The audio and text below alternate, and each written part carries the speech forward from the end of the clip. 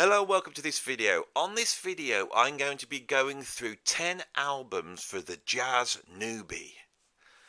I assume if you're watching this channel, you are a bit of a music fan and you probably want to expand your horizons. And jazz sits there on that horizon, intimidating you. It's an intimidatory sort of music. You have to understand the history of it. You have to understand, the music theory and know about the musicians. It's a difficult music. It's quite intimidating, isn't it? So what I thought I'd do is I'd come up with 10 albums that if you have just discovered jazz or you want to get into jazz would be a great 10 albums to have a listen to or maybe purchase for your collection. All the albums on this list are masterpieces. They're some of the greatest jazz albums ever made, and they have been made by some of the greatest musicians. So what you get is a good spread of musicians that have worked in this style. It represents a whole bunch of really incredible players. But also, I've got a couple of other criteria for this list. Firstly, these albums are accessible. All right. Uh, there's no fusion on here. There's no funky disco stuff. I'm not trying to win you over by putting stuff that's got disco beats or some rock stuff or electric guitars. This is proper jazz, proper swinging jazz. Right. But the stuff is accessible, not completely accessible. But I think for the casual listener, there'll be something to latch on to. And the other thing about all these albums, they are jazz albums, right? So shall we start? I'll start at number 10. No, we'll start at number 1 actually, because there's no ranking here, so this is just the first one. Okay, so the first album I've got on my list is by Louis Armstrong and Ella Fitzgerald, and it's called Louis Armstrong and Ella Fitzgerald. Right, so we have to start with Louis Armstrong.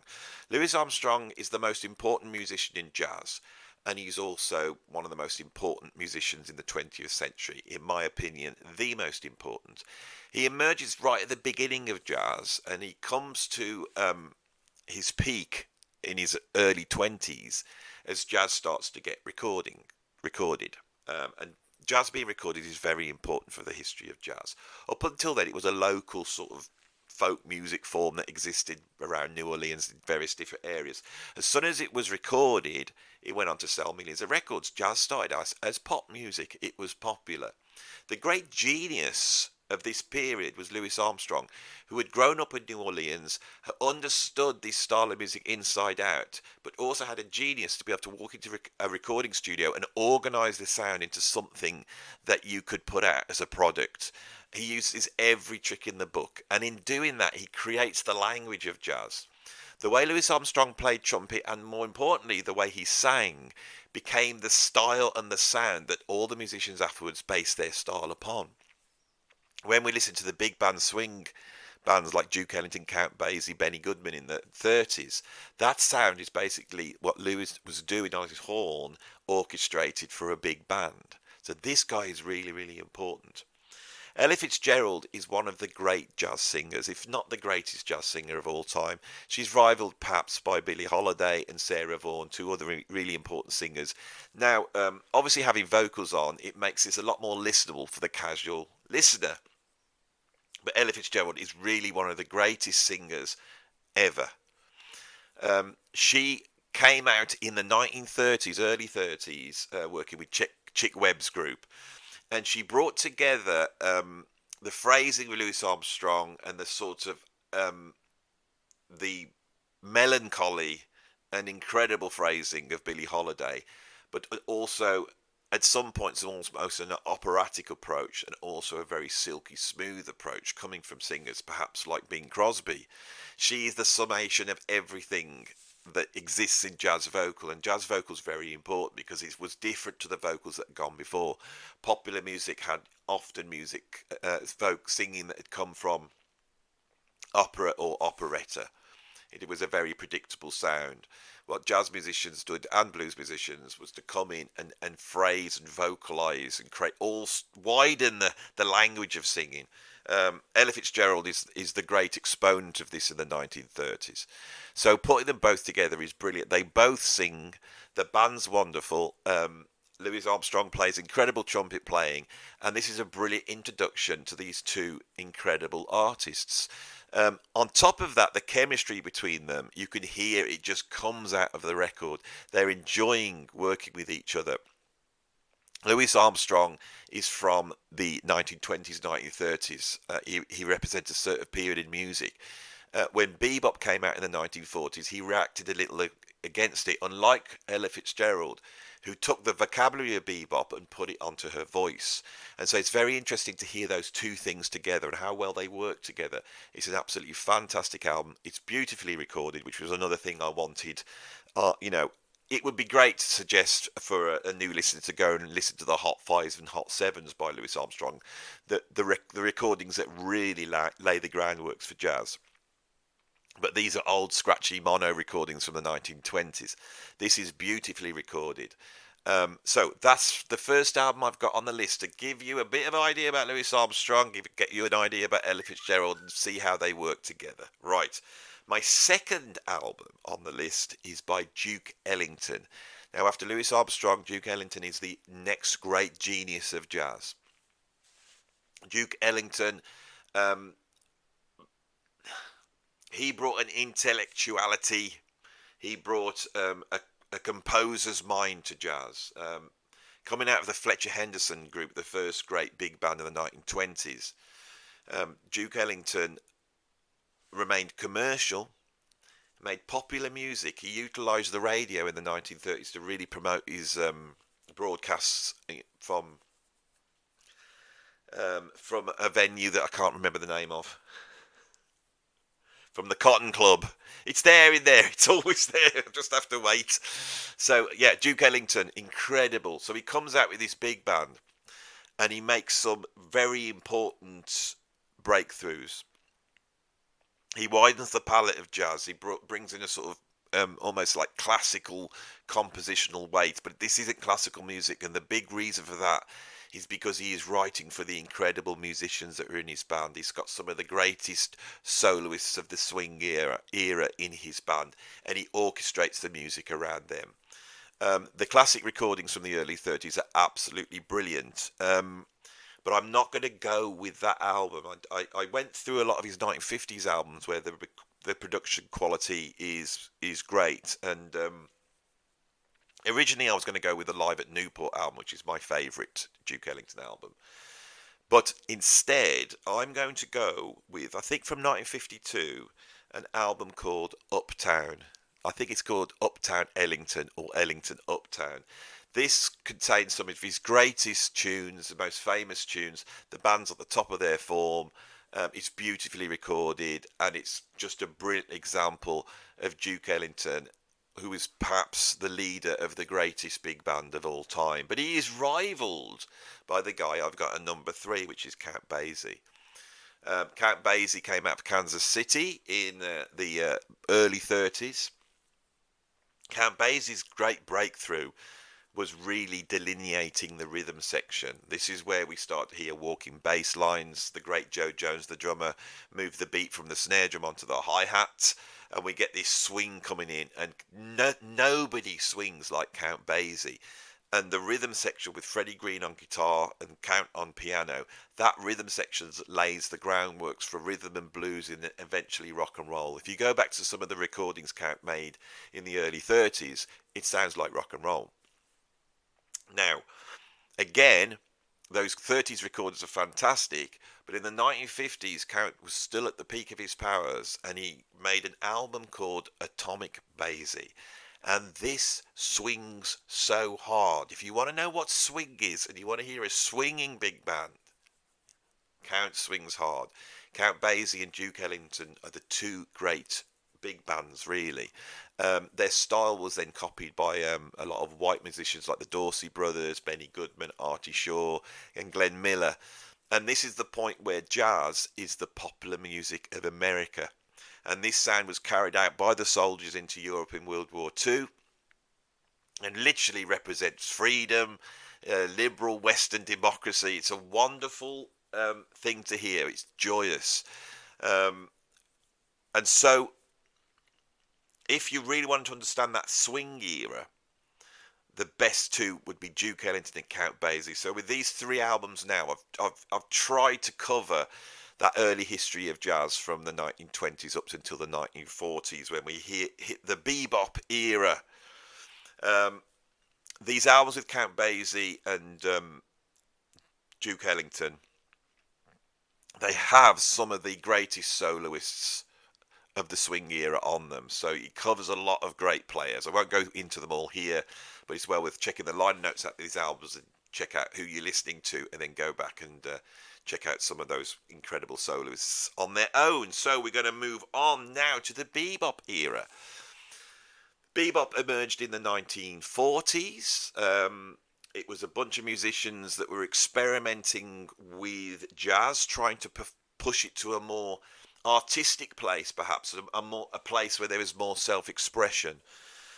As we said, in the 1930s, jazz was the big popular music of the era and had been taken over by white musicians like Glenn Miller and Benny Goodman. There was a bunch of musicians, I think, that wanted to create a new style of music for their generation, and a style of music that wasn't accessible to the generation that went before, or the white musicians that had come out of these white big bands, although many of them did come across to play bebop. It was basically a big gate. They were gatekeepers, and I think this is the great thing about bebop, but also a troublesome thing. If you're new to jazz and you find it intimidating and off-putting, that's deliberate, and it started with bebop. And even now, 70 or 80 years later, you will meet jazz musicians that will say that you have to play a certain way and you have to have a set of skills, and you can't play jazz unless you've lived the life and you've done this and you've done that. And that is really going to the ethos of bebop. When the bebop musicians were doing it, they were almost like punk musicians. They were pushing the boundaries. The musicians that were doing this were like Thelonious Monk originally.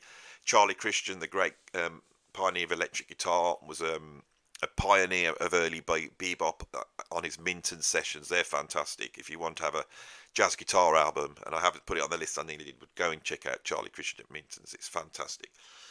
But the great genius of bebop was Charlie Parker, and Charlie Parker did for bebop what Louis Armstrong did for early jazz. He provided the rhythmical swing attack and the phrasing. He'd actually come out of Kansas City the same as Count Basie, and there they would play this sort of double time soloing, and Charlie Parker took that, and then by using the harmony and restructuring the harmony, especially using the upper intervals of the chords, expanding the chords out using ninths, 11ths, sharp 11ths, 13ths, he was able to fly across above the top of the tune, almost creating a new tune out of that, which they did. A lot of the bebop tunes are actually old jazz standards that had been reworked. Now, I should really be here suggesting one of the great albums by the Dizzy Gillespie group or the later Miles Davis group, but I'm not, right? And I'm being a bit contentious here, but I'm going to get you into Charlie Parker the same route I came into Charlie Parker, and it's an album called Charlie Parker with Strings. This was the first Charlie Parker I heard. And this is a beautiful album. It is his biggest selling album, his most popular album. Here, he does what Charlie Parker does. It's got all the elements of bebop, but there are these beautiful strings behind it. You see, Charlie Parker was a big fan of the sort of romantic composers, Debussy, and he was also a fan of people like Stravinsky. There's a famous story of him actually going over to Stravinsky's house and standing outside hoping to meet the master. And Charlie Parker was also a master, and he's one of the great improvisers that's ever lived. This is beautifully recorded. He's playing at his peak. It's as great as anything else. It's just different, but it's still the language of bebop, and it's very accessible. I had this album first, and I could not believe he's playing on it. And I think I was brought up by my dad on jazz, so I listened to a lot of different jazz standards, and I understood it, and I could gain access to this. Whereas the more angular bebopness, and it could be difficult. This is a great introduction to Charlie Parker. And also, the next album I've got on the list, I think it gives you a good dose of what bebop does. Anyway, so the next album I've got is a Miles Davis album. Miles Davis first emerged out of bebop, and he was one of the first musicians to take bebop and move it to another place. He realised a sort of frenetic, fast, histrionic approach to bebop was limited, and in 1948 or 49, he brought an album out called Birth of the Cool, which is a very important album, where he takes almost like a sort of Duke Ellington approach to a larger ensemble and creates this much cooler sound. And this is the origins of cool jazz. In the 1950s, bebop morphs into two styles, really, maybe three. One is hard bop and one is cool jazz. The other one would be third stream, which is an intellectual sort of bringing in sort of modern classical approaches to jazz. Miles is the great exponent of cool jazz, and that goes off down a certain line. I've tried to represent that here, and the obvious album here to suggest would be Kind of Blue, but I'm not going to suggest Kind of Blue. I'm going to suggest Milestones from the year before, 1958. This is an incredible album. If you're interested in that modal sound that Miles pioneers on Kind of Blue, on the track Milestones, he's doing the same thing. A lot of the ideas are on there, but there's other stuff on here as well. The incredible Dr. Jackal is a slice of bebop-inspired frenetic jazz, and it's a great example of the virtuosity of Miles. Miles often gets accused of not having the sort of chops of other trumpeters like Freddie Hubbard or Dizzy Gillespie.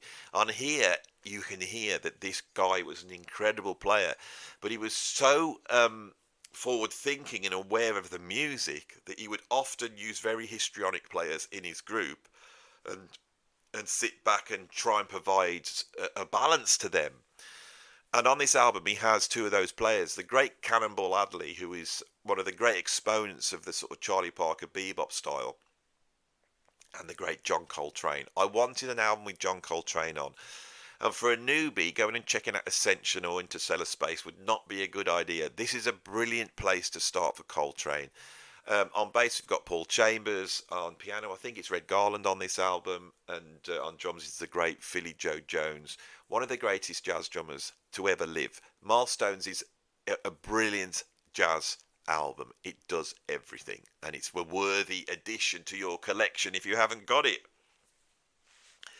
The great pianist on Kind of Blue, who brought in this sort of rhapsodic romanticism to cool jazz, and also an intellectualism and beauty, was the great Bill Evans. Bill Evans, after leaving Miles's group, formed a trio with Paul Motion and Scott LaFaro. Scott LaFaro was the great genius of the double bass, taking it and expanding what was capable on it and becoming a big influence on people like Jaco Pastorius. This trio was short-lived because Scott LaFaro died at a very young age in a car crash. A few weeks before that, they did a live recording, I think, at the Village Vanguard. And a couple of albums came out of that. The album I'm going to pick is from 1962. It's called Waltz for Debbie. It is a beautiful album, and it's a brilliant example of the piano trio, a staple of jazz. Bill Evans is one of the greatest musicians of all time, and this is a beautiful album. The promise as well on this album, the awareness that this is the last few days of Scott LaFaro, one of the great geniuses, snuffed out. There are so many musicians in jazz that changed the face of 20th century music that died very young, especially bass players. The two pioneers of bass, which would be Jimmy Blanton and Walter Page, died very young. The great exponent of electric guitar, Charlie Christian, died around about the age of 22 after basically inventing electric guitar playing. And Scott LaFaro followed in the same way, along with Bix Beiderbecke, along with Charlie Parker, along with a whole host of musicians that just passed too early. I haven't spoken about Scott LaFaro that much on this channel, but he's an essential listen. Paul Motion's drumming is incredible on this. It is possibly the greatest piano trio of all time. So that's the next album I've got is Waltz for Debbie, a beautiful album. There's another sort of angle of jazz that emerged in the 1950s, and this is hard bop. This is a rootsier, funkier, swingier version of bebop, and it really does swing. The great album that represents this style for me is Moaning by Art Blakey. Art Blakey is an incredible drummer. I haven't spoken about him enough on this channel. I first came to Art Blakey through an album by Thelonious Monk, which was a collection of recordings he'd made with John Coltrane, and I was blown away by his approach to drumming, which is like the next stage after the bebop drummers, like people like Max Roach, Kenny Clarke. Um, he has a sound on the drums, it's absolutely unique, and his commitment to swing is incredible. Often, although he can play in the language of bebop, you hear Art Blakey bringing in backbeats. So when you hear Ringo Starr and you hear these groups emerge in the 1960s that suddenly start dropping backbeats, Art Blakey's dropping backbeats a lot of the time. Now, he's got that from rhythm and blues that's happening. There's a big dose of rhythm and blues, and this is a funky album, especially the title track Moaning, which is absolutely fantastic. This era we're delving into, 1959, I think Moaning's 1958, is a watershed era for jazz. It produced a whole host of really classic albums, including Kind of Blue, and the next two albums come from that period, and these will be my last two albums. I will be done, and I'll explain why I haven't gone past 1960 on my list. Well, I have sort of, because of the Bill Evans albums, 1962. But the ninth album I've got on my list is Time Out by Dave Brubeck. This points you towards that sort of cool jazz, but moving towards third stream. It's very Dave Brubeck's got a very intellectual approach to jazz. Of course, this album contains Take 5. Take 5 is a modal jazz piece in 5/4. This is very obscure stuff, but obviously it's perhaps the biggest selling single in jazz history. Everyone knows that tune, and this album's an absolute masterpiece.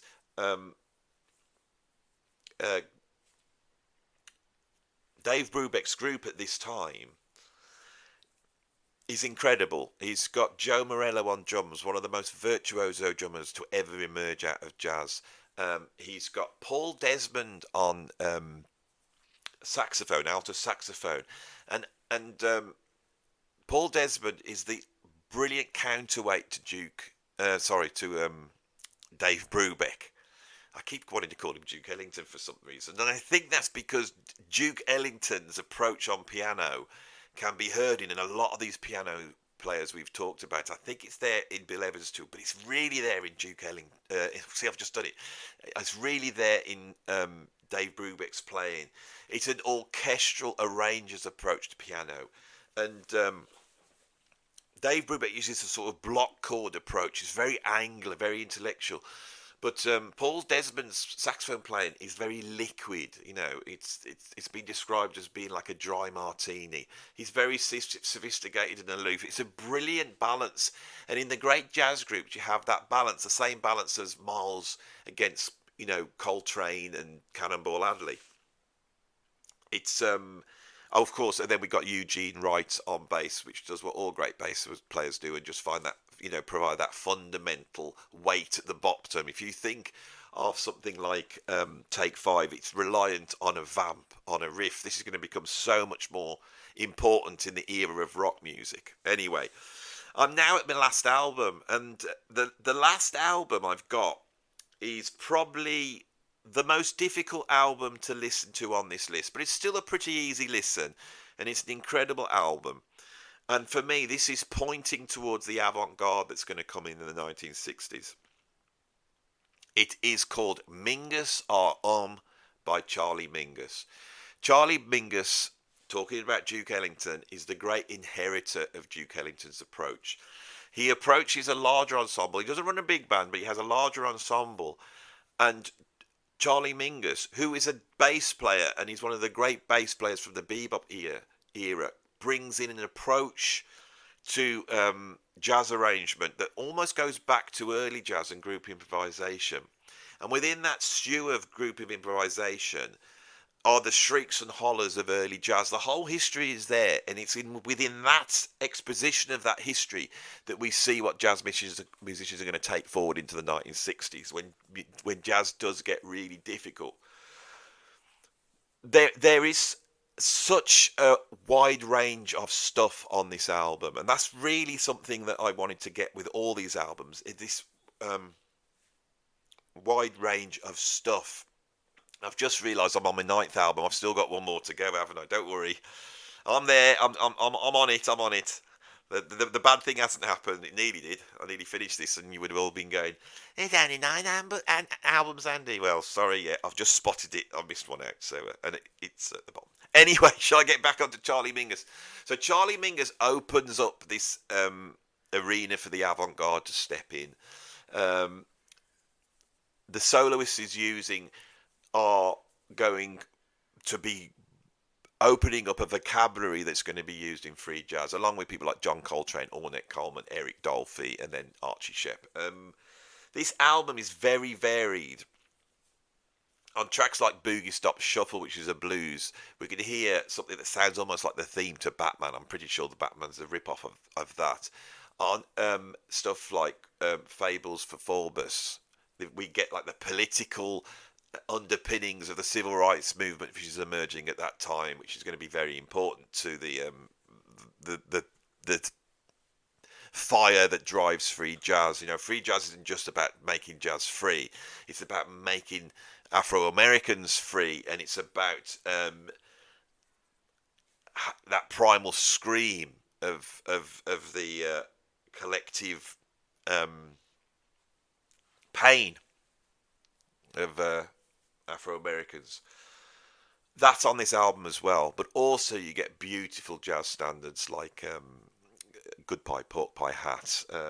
So that's my ninth album. My last album is made in 1963, and it's great. It's by one of the great geniuses of jazz.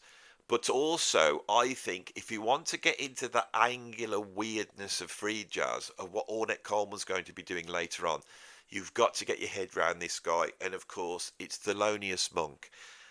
Monk's made some incredible albums, but the album I want to go for is Monk's Dream, that came out in 1963, which is by his classic quartet, probably the quartet that was most sympathetic to Thelonious Monk's deceptively complex compositions. This is the quartet with Charlie Rouse on saxophone. It's recorded in the 1960s. It's beautifully recorded, and it's a brilliant example of Thelonious Monk's quirky Duke Ellington inspired approach to jazz improvisation, which is all of his own. You know, he's not a silky smooth player. He's angular and blocky. There's elements of African music in his approach. You know, he plays the piano almost like a drummer. He'll often hit two notes at once, trying to imply notes that are in between the piano notes. You know, going back to sort of the vocalization that comes from the blues, and before that, the call and response of work songs. All these elements are in Thelonious Monk, which I think the abstractness and angularness is essential to understand the more avant-garde stuff that's going to come in later on. But also, again, Monk swings. He's funky, and there's a sense of humour to his music, which is very likable. Anyway, I've now got to the end of my list. I hope you enjoyed that, and I hope it's given you some ideas of stuff to go and check out. Now, when I did this video, I was a little bit concerned that that I felt I needed to back it up with some sort of authority. Really, you know, I'm sat here in my garage, really, you know, telling you all about jazz, and you know, jazz is a serious music form, and so I decided to contact a jazz professor, you know, to talk about jazz and get their take on, you know, a newbie coming along to jazz with albums like this, you know, and what they thought about that, you know, because there is this intimidating thing with jazz. So I thought I'd take it on the head. So this is the end of part one. In part two, you are going to see an interview with one of the most eminent jazz professors in the world. I will leave the introduction to me on the call because I do it there. I don't want to do it twice. So hope you like this video. If you did, put a like on it. If you want to see some more, subscribe. And if you want to support me with this, you can become a Patreon, or you can support me by putting a little bit of money in my PayPal tip jar, and I appreciate that very much. Older viewers will notice I've now got a new microphone. I've got lights and it's all clear and lovely, I hope. I've had a few teething problems with it, but I hope you're appreciating the little bits of sort of nod to production values that I've I've neatened my hair up and I put a nice jumper on for you. What more do you want? I'll tell you what more you want. You want an interview with an eminent jazz professor to find out the truth, the real, from somebody who really knows about jazz. So this is the end of part 1, and in part 2 you will see the interview that I really enjoyed doing. Thanks for watching, and I'll see you in the next video.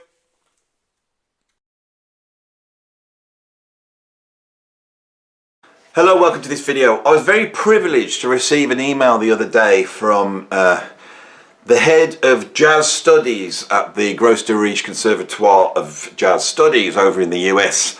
It's a guy called Art Hepcat Vankenberger, who is one of the great knowledges on jazz for me. You know, I've followed him from a long time, right from his illustrious career back in the old, in the 1980s when he was playing on the sort of US session scene, and now he's taken over head of jazz studies at the Gros de Riche Conservatoire.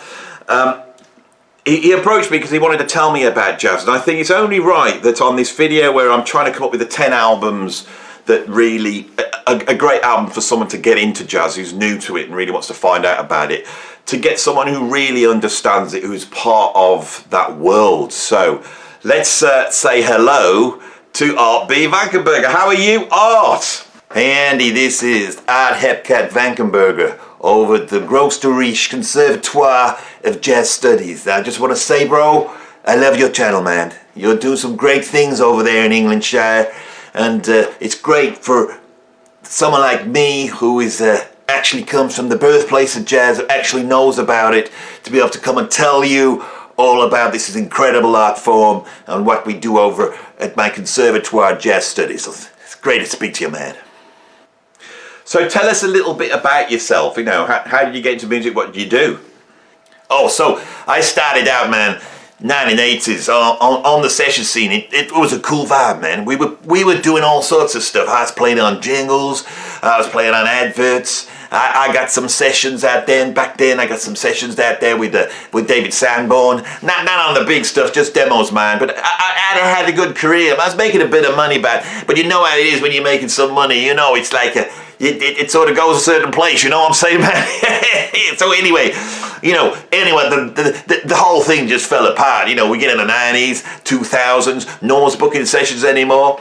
And I say to my friends, I say, why don't we go and set up a jazz school for jazz people who want to play jazz? Because if you want to be a musician, you gotta know how to play jazz. Musicians that don't play jazz, they don't play music. It's as simple as that, man. And you've gotta be able to get those skills, and that's what we do right here in the Gros de Riche Conservatoire of Jazz Study. Yeah, it's a heavy scene, man, over here. We are producing a whole ton of incredible musicians every year, which are going out into the industry that's out there, into the jazz industry, and they're doing all sorts of stuff.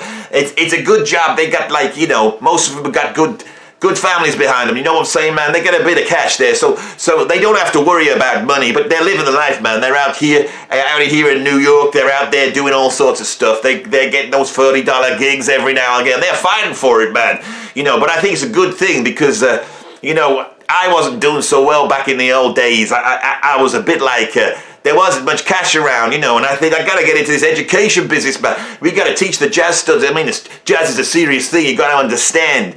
It's a traditional music. It's the classical music of America. You can't play it unless you're part of it. Now, I think our viewers, especially the musicians out there, they would love to know what it takes to become a jazz musician. So could you just tell us what you think is required to become a jazz musician? A good jazz musician? Oh, it's quite simple. You gotta nail those changes, man. You gotta be able to play through those chords. It doesn't matter what else you can do. All the other skills that exist in music, they don't count, man. Right? You got to be able to play through the changes.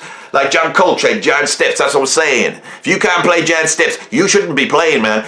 Get your horn, you get your axe, burn it, chuck it off a bridge. This is what we're saying here over the Gloucester Reach Conservatoire Jazz Studies. That's what you gotta do. Play the changes, man. That's what it's all about. Like Charlie Bird Parker. He could play through those changes all day and all night. That's what you need to do. But it's not just that, is it? You gotta live the life, man. I live the life. I live the life. LA session scene, man. It was a heavy scene. We were doing all sorts of stuff out of there. You know what I'm saying? You know what I'm saying? There's a lot going on. You know, those guys, they could play. They could read. They could play the changes, man. Right? You gotta live the life. You gotta live the life. Those guys that invented jazz, all those black geniuses. I mean, it's a black art form. They say a black art form that comes from people who's suffering, man. They're suffering. You gotta suffer. You cannot play jazz unless you're suffering, man. You have to suffer. I've suffered. You don't understand. I've suffered. And these kids at college, well, they haven't suffered so much, man. We're making them suffer. We're making them suffer. So what? They got a lot of cash. Yeah, they got a lot of cash. We're going to take it off them, man. We're going to take them off. If you want to know the skills, you've got to pay for the skills. This is the whole thing about jazz. You're going to have to pay. And it don't matter if there's no jobs out there for jazz musicians when they come out. It don't matter. I mean, they can get on YouTube or Instagram like you have, man. You're out there doing some great stuff talking about it. Oh, my God, I just kicked the camera in. This is, oh, I got real problems over here, man. This is terrible. Let's get this sorted out. I got the big carrot. I got this. You see, stuff that's happened to me, man. I got the jitters a little bit, you know what I'm saying? I mean, I could play in the old days. I could really play, but you know what I'm saying? I got the jitters. I can't quite, you know, hand to eye coordination. It ain't happening, man, but I got a good job. I'm making some good dollar out of here at the Gloucester Reach Conservatoire Jazz Studies. You gotta live the life, man. You gotta live the life. These kids come in, they gotta pay for it, man. We're gonna take every cent from their parents. That's what it's all about. Those kids, they know, all you gotta do to play jazz is to be able to fund yourself. You've got to, hang on, just get this camera sorted out, man. I don't like it. That's better. Oh, yeah. It's not a problem, man. It's not a problem.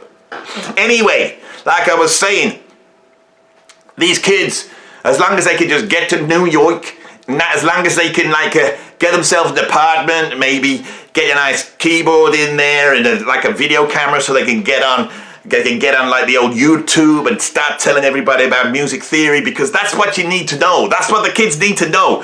And if you don't know that stuff, you gotta feel bad about yourself, man. And we're gonna make you feel bad. We're gonna take your money and we're gonna make you feel bad.